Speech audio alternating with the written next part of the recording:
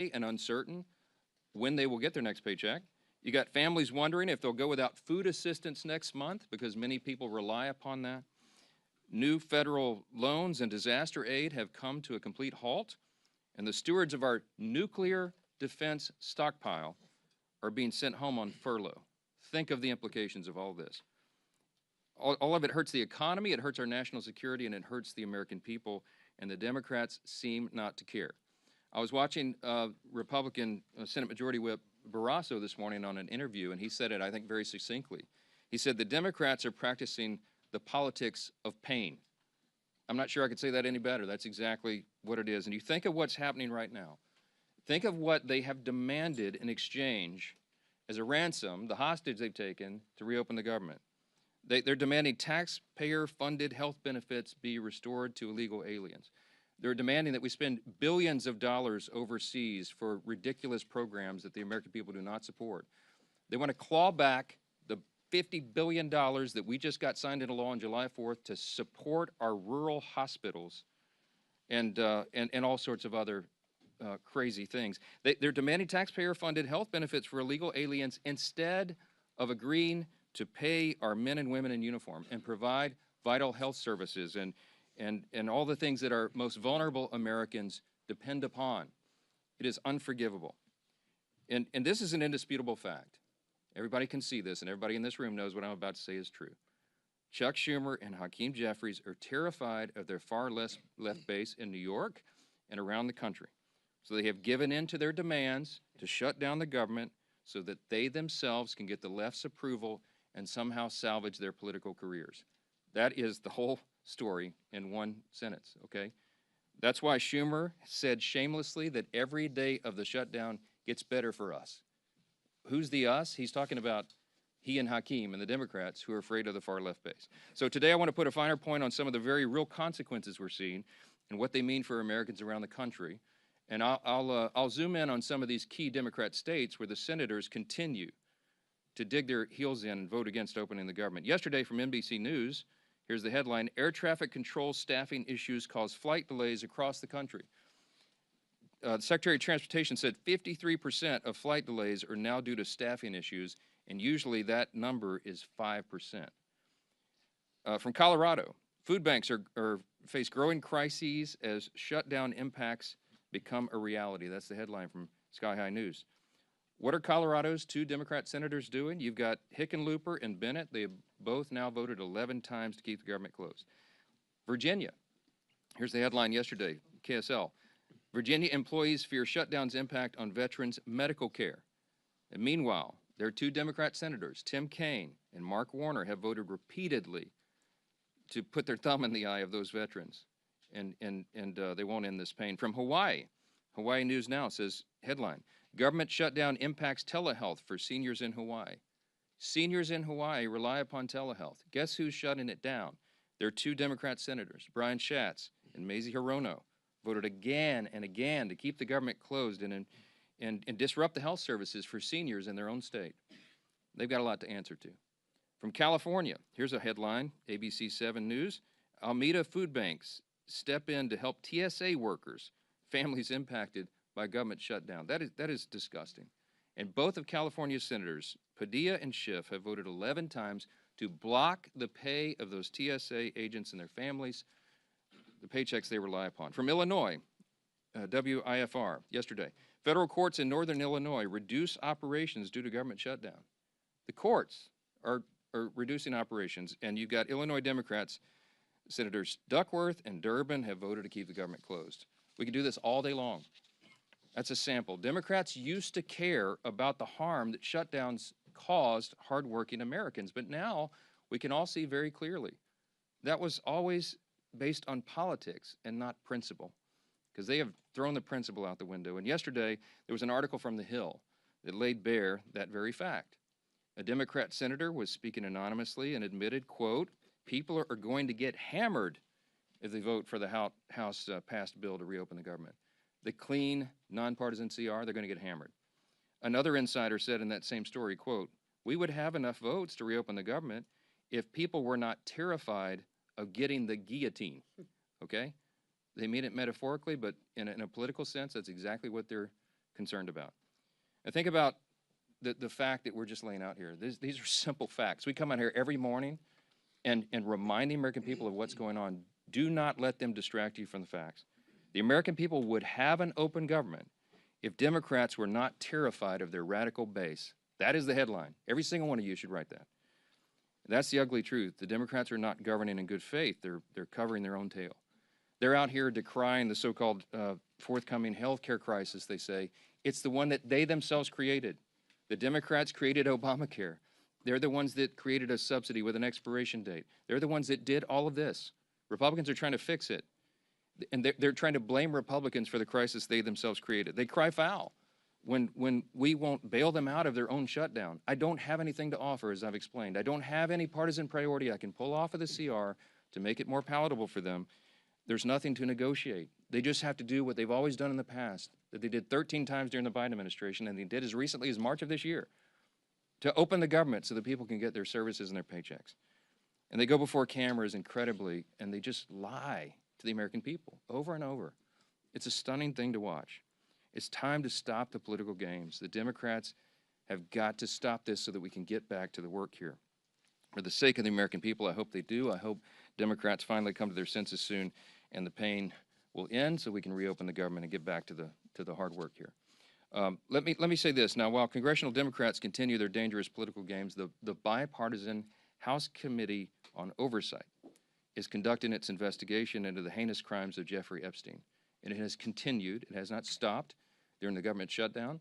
You have some of the, as I like to say, some of the toughest bulldogs in Congress on the Republican and Democrat side who are united in this cause for maximum transparency of the Epstein files. I'm for that. Chairman Comer is for that, the Oversight Committee chair. You'll hear from him in a moment. All these leadership team are, all the Republicans in the House are for maximum transparency and always have been. My good friend, Chairman James Comer, is going to give you an update on that shortly, but I just want to make a couple of key points very clearly before I bring him up here. Congressional Democrats are rudderless right now. I don't know how else to describe it. They don't have a message, they don't have a leader, they don't have any identifiable set of policy solutions for the problems facing the American people. Their party continues to hit all-time historic lows in poll after poll after poll, and many of you have reported on that. These are objective facts. They're utterly lost as a party, and everybody can see it. So what are they doing? They see a shiny object, and they latch onto it. Democrats did not say one word about the Epstein files for the entire Biden presidency. They had all the files in the Biden DOJ. They didn't say a word about it. 4 years, not a word. And suddenly now, they somehow convinced themselves that the Epstein files will be damaging to President Trump and Republicans in some way that they've imagined. And so they feign outrage. Let me be very clear about this. I've met with some of the Epstein victims, some of these brave women who've come forward. They were here on Capitol Hill, as you all know. We heard their stories. It's gut-wrenching. It's disgusting what they've been made to go through, and they bravely came forward. We're working around the clock to ensure that justice is served, and also as part of the oversight to figure out why justice has been delayed for so long. All credible information we will ensure is released to the public, and we also, at the same time, are fulfilling our responsibility to protect the innocent victims. By the witnesses' own testimony, these ladies who've come forward, they estimate there may be as many as 1,000 young women who were subjected to these heinous crimes. And many of them have chosen not to come forward and show their faces and reveal their names because it would compound the harm that they've already suffered. And so we want to protect those people. That's the sum total of all of this. That's our responsibility. And short of that, we want maximum transparency. And that is exactly what the American people are getting right now. That oversight investigation, they're working around the clock. And here's what the latest update, if you're not keeping track. They have now subpoenaed and released 43,000 pages of documents. They have subpoenaed and released DOJ and Epstein estate documents, with more to come. They've issued 11 deposition subpoenas, and they've released Bill Barr's deposition transcript. Just a few days ago, they released the transcript from the interview with Alexander Acosta. They requested and begun to receive suspicious activity reports from the Treasury Department, and the department has fully cooperated in that. And they published letters from Eric Holder, Merrick Garland, and James Comey stating they had no knowledge or information related to the committee's investigation. Those documents include the ones that were released on Friday of last week, okay? The Epstein estate documents include his personal phone logs, his travel logs, his financial records, the ledgers that many people have been wanting to see, and even his daily calendar. The investigation and continued document release is ongoing even as we speak. And let me say this clearly as well. The bipartisan House Oversight Committee is already accomplishing what the discharge petition, that gambit, sought, and much more. The Epstein estate files that have been this new treasure trove, the third batch of information released right now, was not even included in the discharge petition. Didn't even think of it. And again, the investigation is bipartisan, it's nonstop, and it's far broader in scope than what is covered by the discharge petition and has already yielded significant results. Unfortunately, some Democrats and sadly even a couple of Republicans have tried to make this a political issue. They seem to be more interested in trying somehow to lay a glove on the president than in securing justice for these victims, and I think that is shameful. But as Chairman Comer will tell you, the work of the bipartisan investigation continues, and we brought him here to share with you some of those thoughts. Chairman Comer, thank you for your hard work, and take it away. Thank you. Well, thank you, Mr. Speaker. As Speaker Johnson already said, today marks the 21st day of the Schumer shutdown. Democrats' political games are hurting hardworking Americans. This week, essential federal workers won't receive their paychecks because Democrats voted against paying them. That includes Border Patrol, CBP agents, TSA, FAA staff, DOD civilians, FEMA responders, and Capitol Police officers. The overwhelming majority of Americans oppose this Democrat shutdown. Democrats know it, so they're trying to distract from the fact that they shut down the government by pushing a false narrative about President Trump and Jeffrey Epstein. Let me be clear. No one is protecting Epstein or his associates. The House Oversight Committee is conducting a thorough review of the federal government's handling of the Epstein investigation, one that goes far beyond the discharge petition the legacy media is obsessed with. To date, the Oversight Committee has released over 43,000 pages of documents and issued 13 subpoenas. We've conducted a deposition with former U.S. Attorney General Bill Barr and a transcribed interview with former U.S. Labor Secretary Alex Acosta. I don't think I need to remind anyone in here, they are both Republicans and both former cabinet secretaries in the Trump administration. And guess what? Those interviews completely debunked the Democrat smear against President Trump. Barr stated that there was no evidence that President Trump was involved in Epstein's criminal activity. Acosta confirmed there was no contact with President Trump during the Florida case. No link, no conversations, nothing. Despite these facts, Democrats, especially Ranking Member Garcia, continue to spread lies about President Trump, and they are lies. They're infected with an incurable case of Trump derangement syndrome. Oversight Committee Democrats post daily about Epstein. In fact, they've posted or reposted about Epstein nearly 60 times on X since the shutdown began. You know how many times they posted about essential federal workers not receiving paychecks because they voted against funding the government? Once. They've posted about that once on the Democrat Oversight Committee and over 60 times about Epstein. You see where their priorities are. Let's be clear. Democrats don't care about transparency or accountability in this matter. The evidence we've gathered does not implicate President Trump in any way. Public reporting, survivor testimony, and official documents show that Bill Clinton had far closer ties to Epstein.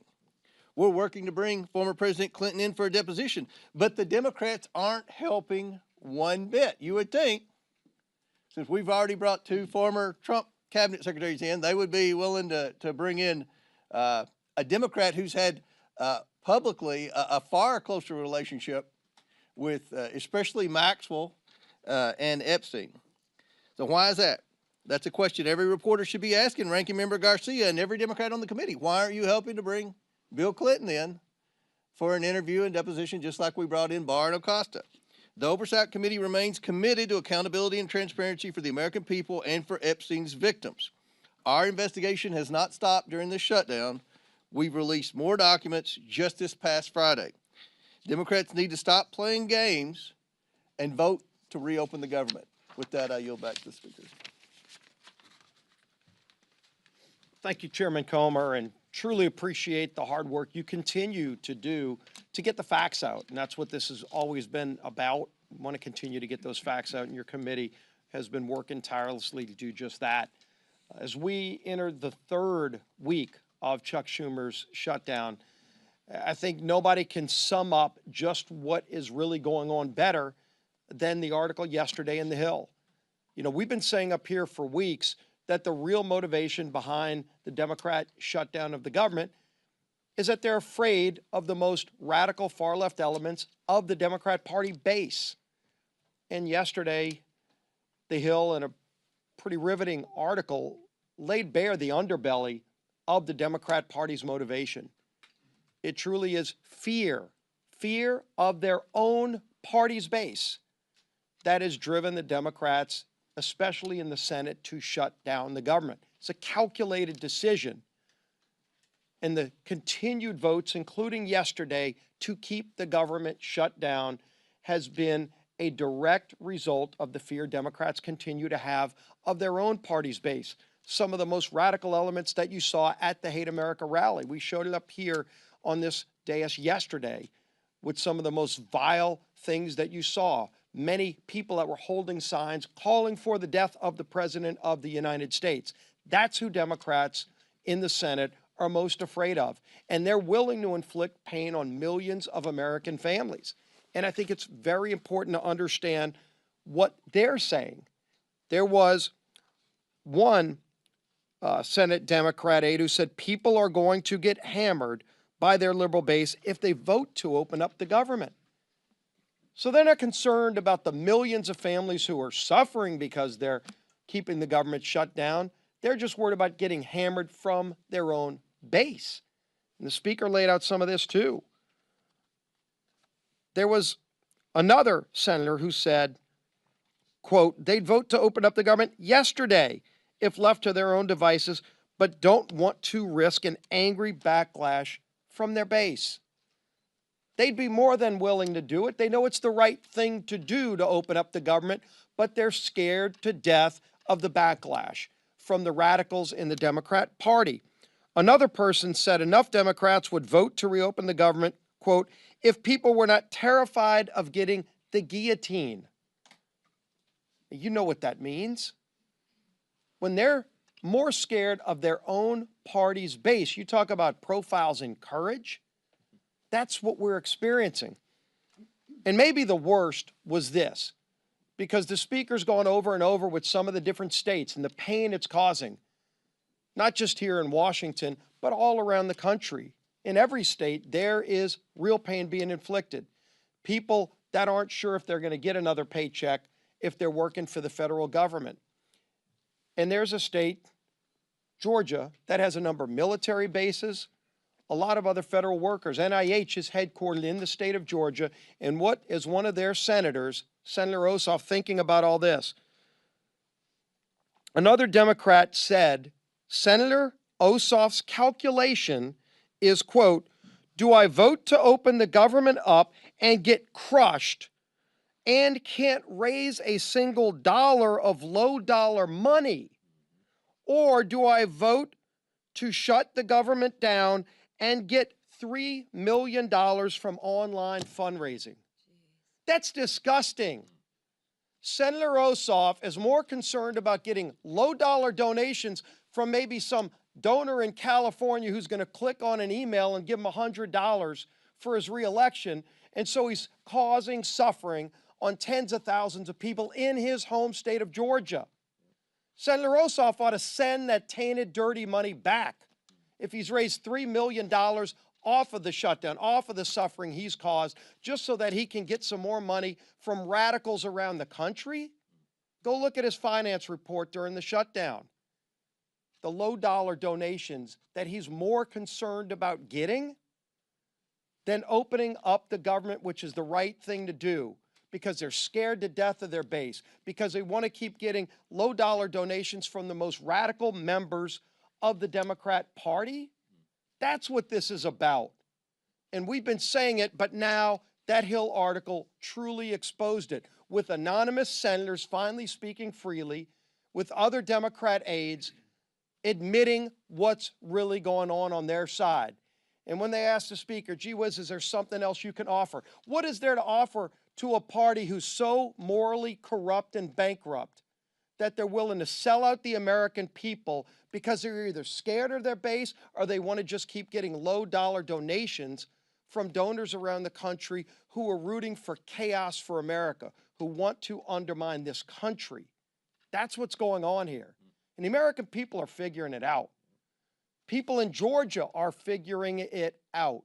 They know why they're seeing the suffering, and their own 2 senators are voting for that suffering, and now you know why. It's laid out in full display for everybody to see. We're here ready to get back to the people's work for all the American people, not just for some far-left radical base who's holding the Democrat Party in D.C. hostage.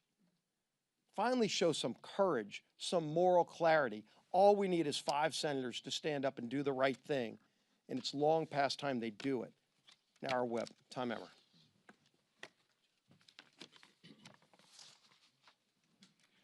Welcome to day 21 of the Democrats' shutdown, where Democrats have now voted 12 times against funding our government. Why is that?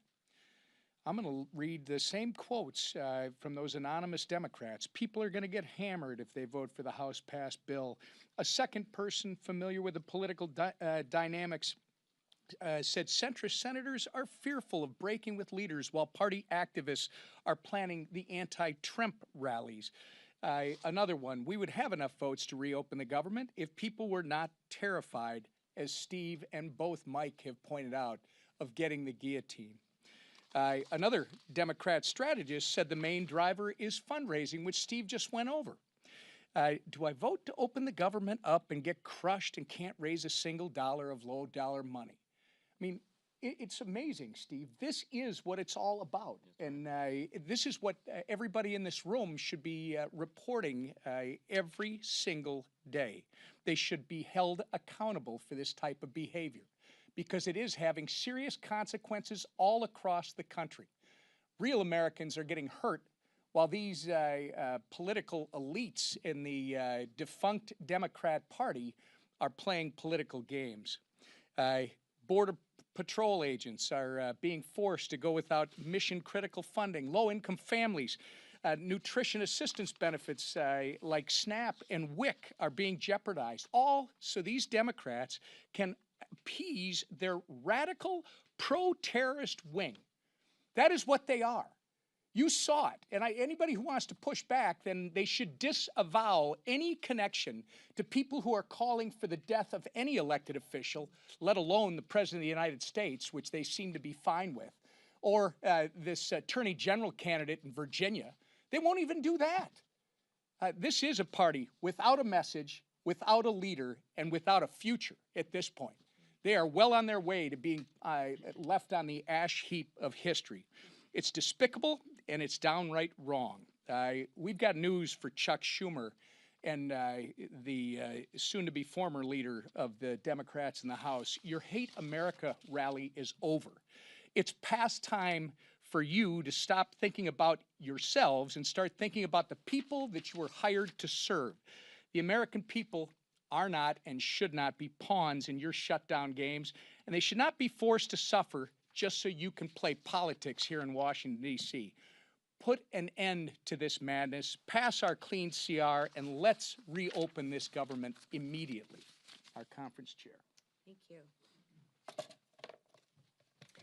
Well, good morning, everybody, and thank you, Mr. Comer, for being here. Again, don't let the facts get in the way of a good story, right? Our side, a lot of facts. The other side, more headlines than anything, right? Press the other side on the facts, because the facts speak for themselves, no different than Chairman Comer laid out with all the work that he's doing, and transparency, right? It's been 1 month since House Republicans passed a bill to keep your government open. And how did Democrats celebrate? Well, they partied with communists and socialists who hate America, right? While Democrats were marching with their radical mobs, Republicans were actually meeting with Americans, listening, helping, and working. Let me give you a few examples. Congressman Siscomani visited a food bank helping families with food insecurity. Congressman Rick Allen stood with veterans left in limbo by the Democrats' political games. And Congresswoman Nicole Malliotakis thanked U.S. Park police officers while they worked without pay. That's the contrast. Because as the leadership team behind me said, I'm sure those low dollar amounts that they're raising, they're probably giving those monies back to the food banks and those people, right? No, they're putting it in their pockets. Republicans are working to help constituents navigate the chaos Democrats created when they chose to shut down the government. And the government and a shutdown should never be used for more wasteful spending. Democrats are performing for their radical audience. We see it time and time again. One side shows up for the American people. The other side shows off for their social media. The bottom line is this: Democrats are not fighting for you. They're fighting for the most radical 1% of their base, and of course, that low dollar fundraising number. They're also leveraging the shutdown to demand $1.5 trillion in wasteful spending, climate pet projects in foreign countries, and health care for illegals. But Republicans won't cave. We won't fund the waste, fraud, and the abuse that the Democrats so violently and vehemently advocate for. We won't hand your tax dollars to illegals. Those are your tax dollars. And we won't let radicals dictate America's future.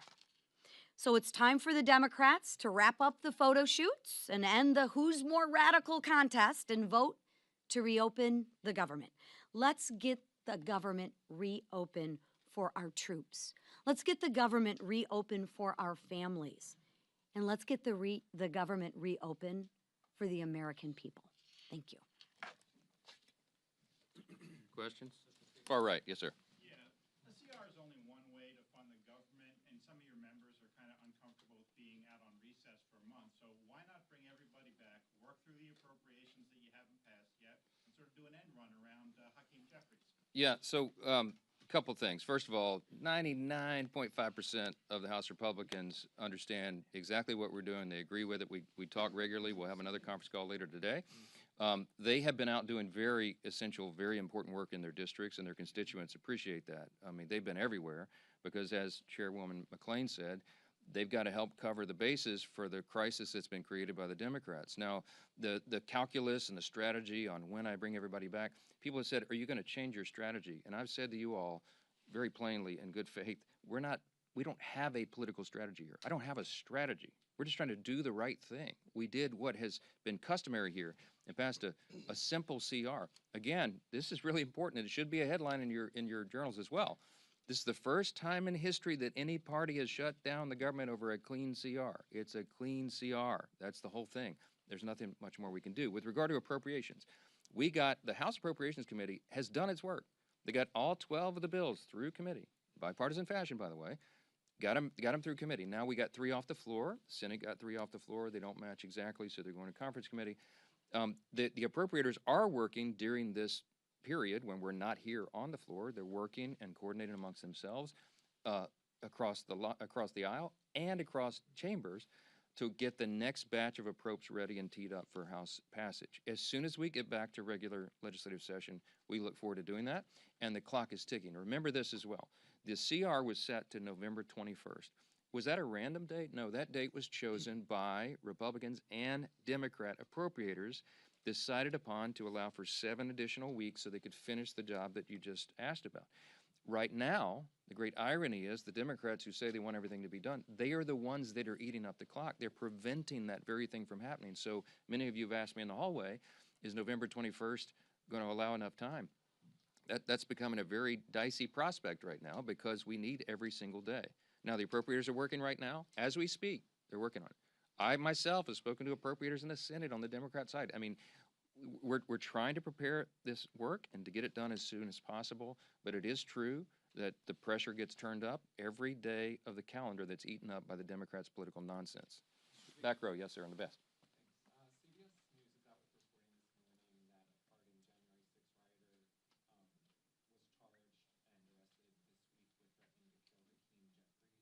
Do you have any reaction to that? No, terrible. That's the first I've heard of that. I don't know anything about it. But anybody who threatens to kill any political official, we denounce it absolutely. They ought to have justice fall upon their head. All right? How about that? Yes, sir. Second row right here. Thank you, sir.